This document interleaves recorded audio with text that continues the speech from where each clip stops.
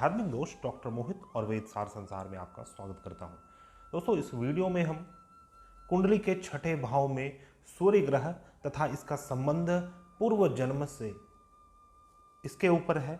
हमारे जीवन में बहुत सारी ऐसी घटनाएं बार बार होते रहती है और कई बार हम अपने पूर्व जन्म के कर्म को कोसते हैं कि मैंने कब ऐसा, कौन से जन्म में ऐसा कर्म किया है कि मुझे इस चीज़ को फेस करना पड़ रहा है या पड़ता है।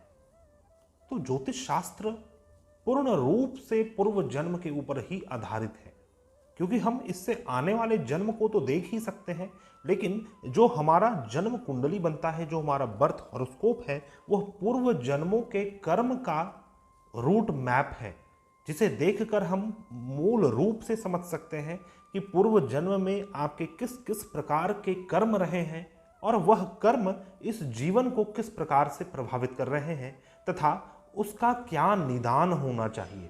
उसी प्रकार हमारी कुंडली का छठा, आठवां तथा द्वादश भाव पूर्व जन्मों के अलग अलग प्रकार के कर्मों को दर्शाता है और विशेष तौर पे अशुभ कर्म को, वैसे कर्म जो हमारे से छूट गए या फिर हमें पूरा करना था वो हमने पूरा नहीं किया, वो छठे भाव से देखा जाता है।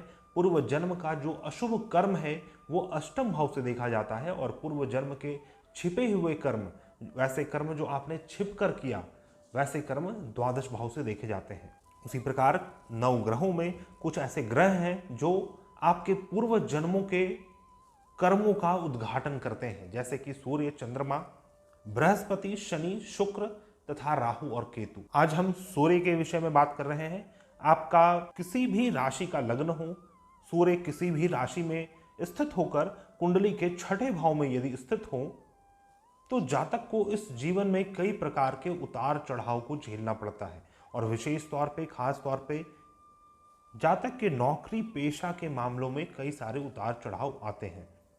तो सूर्य छठे भाव में पूर्व जन्म के विषय में कुछ बतलाता है और वह यह बतलाता है कि पूर्व जन्म के औलाद, संतान के आप देनदार हैं, अर्थात कि पूर्व जन्म में संतान के प्रति जो लायबिलिटीज थी आपकी, वह आपने पूर्ण रूप से पूर्ण नहीं किया है। अपने संतान, अपने बच्चों के प्रति जो भी कर्तव्यता, उनके प्रति जो भी रिस्पॉन्सिबिलिटीज है, वो अपने पूर्ण रूप से फुलफिल नहीं किया है। अतः आप अपने संतान के देनदार हैं।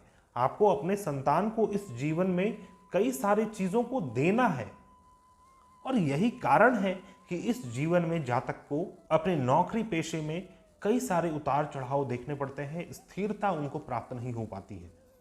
किंतु जब ऐसे जातकों का, जिनके कुंडली में छठे भाव में सूर्य है, इनके जब संतान जन्म हो जाते हैं और जब वह उनके पालन पोषण में पुरानी देनदारी चुका लेते हैं, तो फिर उसकी नौकरी में स्थिरता आ जाती है।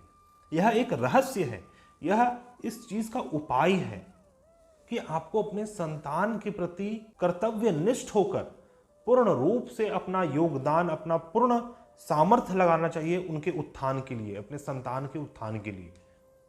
और यदि आपके संतान नहीं है अभी तक और आपकी कुंडली में छठे भाव में सूर्य है, तो अवश्य में वो आपको अपने नौकरी पेशा में परेशानी आ रही होगी और उसके समाधान हेतु आपको अपने संतान को उत्पन्न कर लेना चाहिए। एक तरह से हम यह कह सकते हैं कि यह संतान के ऋण का योग बनाता है, पूर्व जन्म के संतान के ऋण का योग बनाता है।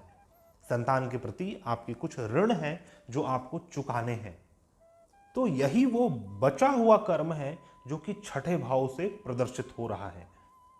यदि सूर्य ग्रह शुभ दृष्टि से हो, शुभ दृष्टि उनके ऊपर पड़ रही हो, तो देनदारी थोड़ी सी कम होती है, और यदि सूर्य पाप प्रभाव में हो, कमजोर हो, निर्बल हो, तो देनदारी अधिक होती है। तो ये एक बात है, अर्थात कि देनदारी तो रहती ही है, लेकिन वह सूर्य के ऊपर किस प्रकार के ग्रहों का प्रभाव है, वह उसके उतार चढ़ाव को कमोबेश करता रहता है। और यह सूत्र पूर्ण रूप से टेस्टेड सूत्र है जो कि कई सारे कुंडली में अनुभूति की गई है। आप भी अपने कुंडली का विश्लेषण करें, देखें यदि सूर्य आपके कुंडली के छठे भाव में है तो क्या यह अमुक परेशानी आपके जीवन में है। तो दोस्तों, यह था मेरा एक छोटा सा विश्लेषण। सूर्य यदि कुंडली के छठे भाव में रहे तो क्या आपका पूर्व जन्म कहता है। इसी प्रकार हम अन्य अन्य ग्रहों के अलग अलग भाव में फल लेकर पूर्व जन्म से संबंधित कर्म को लेकर प्रस्तुत होंगे। हम मिलते हैं नए वीडियो में, तब तक के लिए धन्यवाद। जय हिंद।